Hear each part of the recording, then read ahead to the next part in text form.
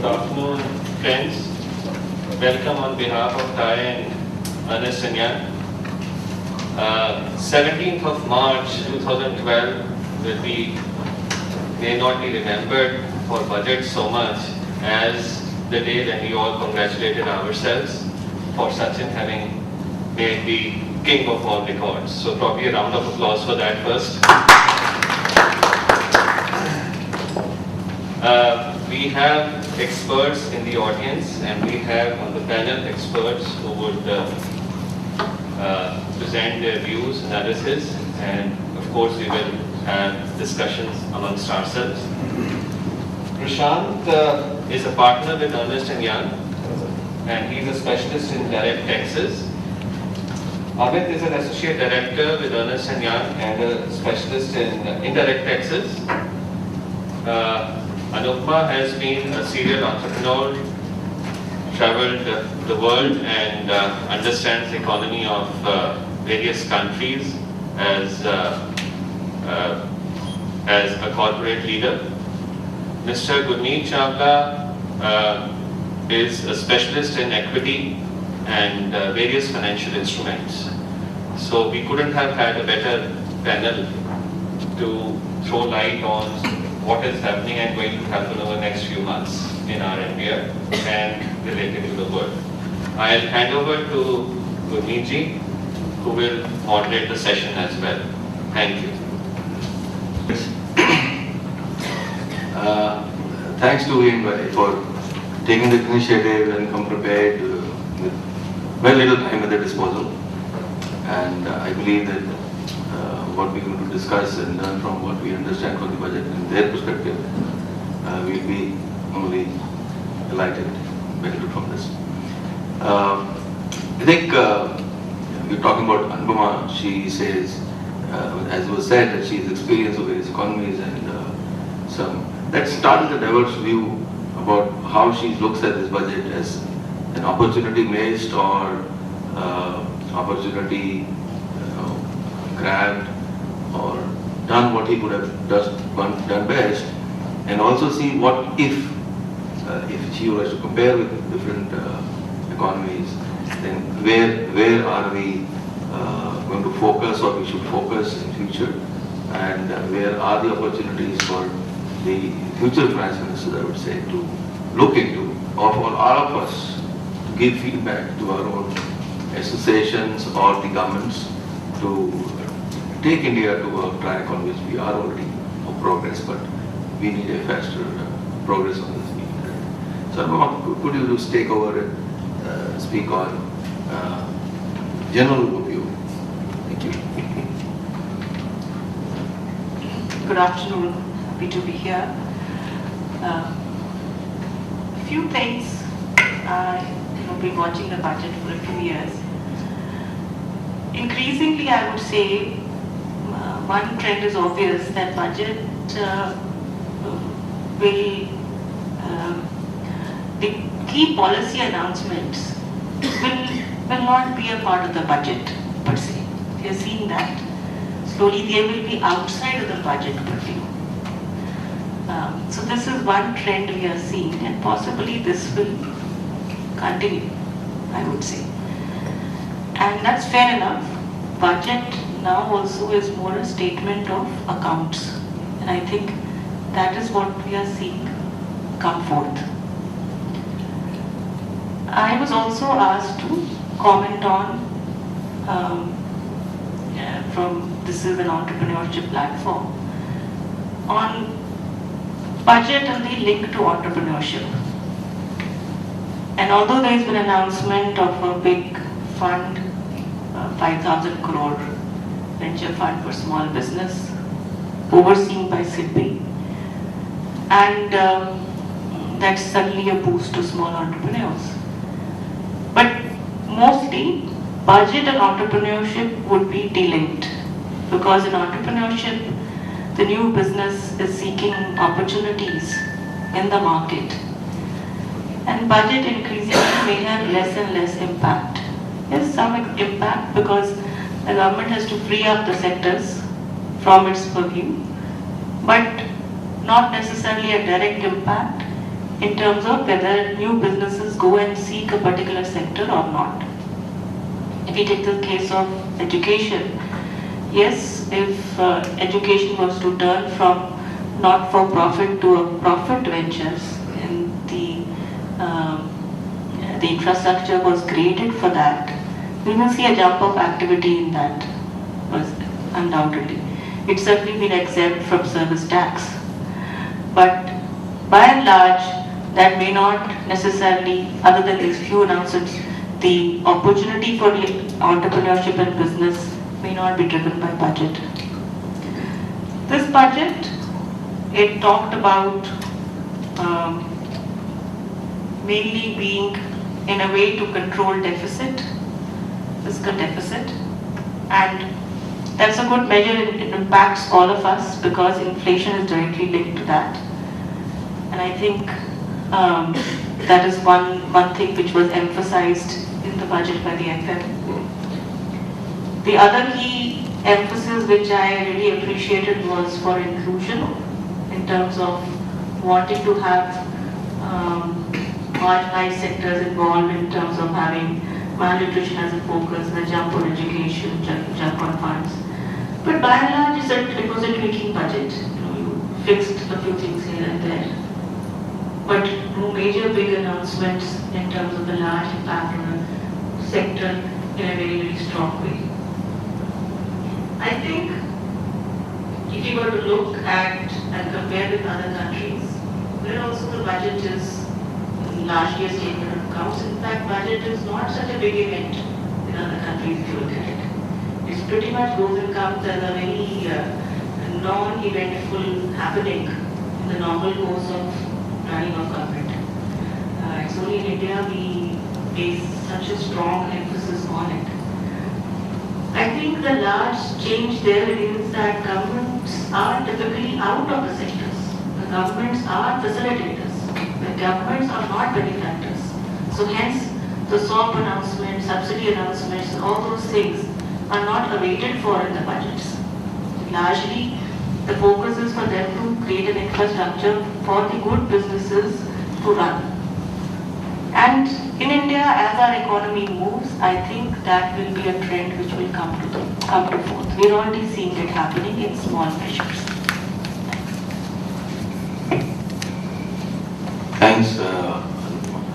I'll come back to you, but let me go forward to Prashant now. He is going to talk of direct interest to us. And I think the things that bother us, GST, ETC. So I invite you now to make a presentation, Prashant. Good afternoon, everyone. It's my pleasure to address all of you and to bring to your notice some of the important budget proposals on the direct tax. If I had to possibly look for one thing which is common and coming out of government philosophy on the tax, is that someone asked me, and I'll describe it by an example. So someone asked me whether this is taxable or not taxable. So I said, the interpretation is that it's not written in the law that it is not taxable, but my interpretation is that it is non-taxable. And possibly my friend would have done the transaction taking that as a basis. But if someone were to ask me tomorrow, now, the same thing, then I will say it is non-taxable till the time government makes it taxable again. And it will be made taxable retrospectively. So, as we go on, you will see more and more things being reversed in favor of the tax officer by the government, even after Supreme Court or any court taking a view on that, in the favor of taxpayer. What it leads to is how does one plan its transactions or the cost of transactions. So it has become very uncertain as to how you plan your taxes. Having said so, let's look at what is there in the budget.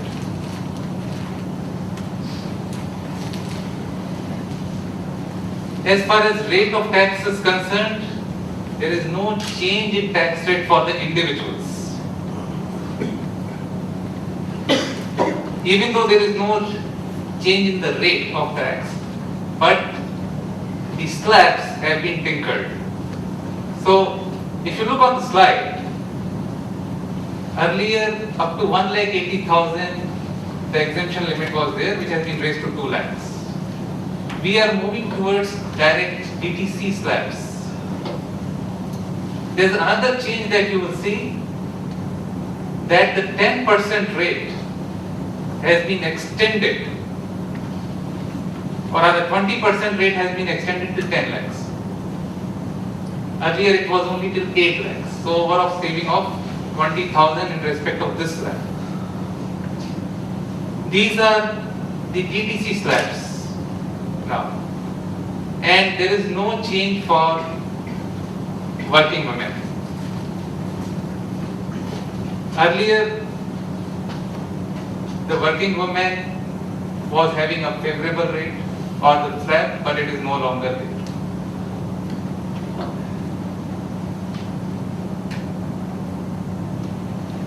As far as corporate tax rate is concerned, there is no change in the corporate tax rate. It stands at 30%, there is no change in the surcharge. It was expected the surcharge should come down, but it has not been done because of the fiscal position so far.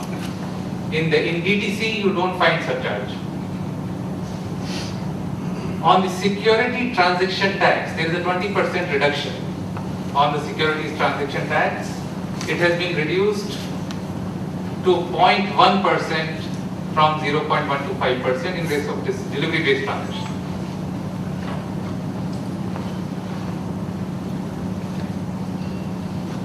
Let's look at what he has done on the MAT. So 2-3 things. There was a planning which was being done. So this is one of the examples that government, as soon as it picks up that there is something there which they have left for people to save tax, they will quickly bring something to get over it. So this is a situation where if you revalue any asset, say from 1,000 to 1,500, and that 500 gain you will directly take to the reserve. Now your cost stands at 1,500, and if you sell it for 1,700, then the profit loss account you will take only the gain of 200. If originally you would have not done a revaluation, you would have taken 1,700 minus 1,000, which is 700 to profit loss account. But after revaluation, you will take only 200 to profit loss account. So you could have saved MAT. What government proposed to do here is, they say whatever you took to the general reserve directly, which was 500, will now be brought back for MAT purposes. So they have plugged this. Second thing is that in case of insurance companies or banking, they were preparing their profit loss account according to the format given in their own law, and they were not preparing according to Schedule 6. So there was an issue whether they are required to prepare separate accounts for purpose of Schedule 6 for computing MAT. So now they have said that there is no need for such companies to prepare separate accounts for purpose of MAT. They can pay MAT on the basis of the format prescribed in their electricity law or banking law. That's another change. For some of the companies which have overseas presence, so Indian company having a subsidiary outside India, subsidiary or any company where more than 26% is interest is there. If Indian company receives dividend, then ordinarily it should have been taxed at 30%, but last year this rate was reduced to 15%. But it was only 1 year reduction. That 1 year reduction has been extended by another year. So even for financial year 12-13, if an Indian company receives dividend from its overseas subsidiary company, then the tax rate will be 15%. This is just to encourage bringing more and more money back to India. another important change for foreign companies which wants to claim a treaty relief.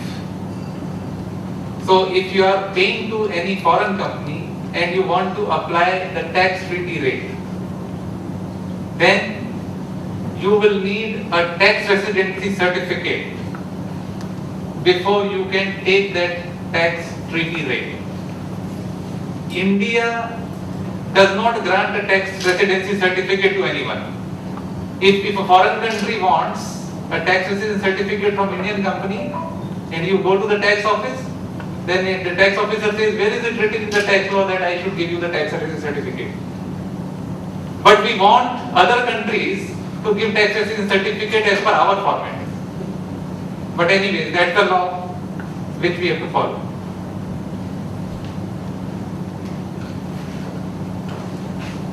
Is everyone aware of what the Vodafone case was? Okay, so let me just try and, just for easy recollection of everyone, try and give an example to make you understand what Vodafone case was, why there was so much of noise around it, and what has been done in this budget forum. So if there is a US company having a subsidiary in Mauritius and Mauritius company having a subsidiary in India, okay? So this is, for sake of simplicity, like I am taking this structure. And US company wants to sell the Indian company. So there are two ways it can do it. One is that Mauritius company sells the Indian company, but that transaction can be subject to tax in India if Mauritius treaty was not there. Okay? So what some people used to do earlier was that instead of selling the share of the Indian company, in our example, they used to sell the shares from US company. US company used to sell the shares of the Mauritius company. So in a 3-tier structure, US, Mauritius, India, US company used to sell the shares of Mauritius company. Okay? So this transaction is not taking place in India. So question is, can Indian revenue put a tax on this transaction? And that's what happened in Vodafone case. In Vodafone case, similar thing happened. So Indian revenue said that this is an effective sale of business in India. You may not be selling the shares of Indian company, but through a series of transactions, you are selling the Indian business. So we will tax you. This matter reached Supreme Court. Supreme Court said your law is not sufficient to tax it. Under the current law, you don't have power to tax a transaction taking at a grandfather level. So, big loss to the Indian government. 2,500 crores of money had to be refunded, 12,500 crores of tax, potential loss. So everyone was expecting that at least for the future deals, this would be changed. But very few people anticipated that we will be so bold to change this retrospectively from 1962 and say that this can be taxed. But they have done it. So, and this was not a whisper in the speech of Pranab Mukherjee about this transaction. So, if I have to give an example of devil in detail, probably this is much more than the devil sitting in the detail. So, Vodafone transaction has been reversed. And there were 400 deals which CBDT was ready with to issue notice. And all were to be scrapped because of the Supreme Court ruling. Now, everything will be revived. And they have went on to an extent to say that even if there was a notice issued in the past which was quashed by the court, it will be automatically revived. There is no need for any action further to be taken on that. It will be automatically revived, it is in existence. So the moment the budget is passed, if there was a demand raised, the tax officer will proceed to collect it. So that is the kind of impact this has created or will create. Having said that, while it's good to say sitting in India that we have done it, but probably for a foreign investor it creates a lot of uncertainty. Because what is certainty about our law? If there is something which is sounding good to the Indian revenue or Indian government, they want to collect tax on something, then they will change the tax law retrospectively. And you will see 2 more examples coming up.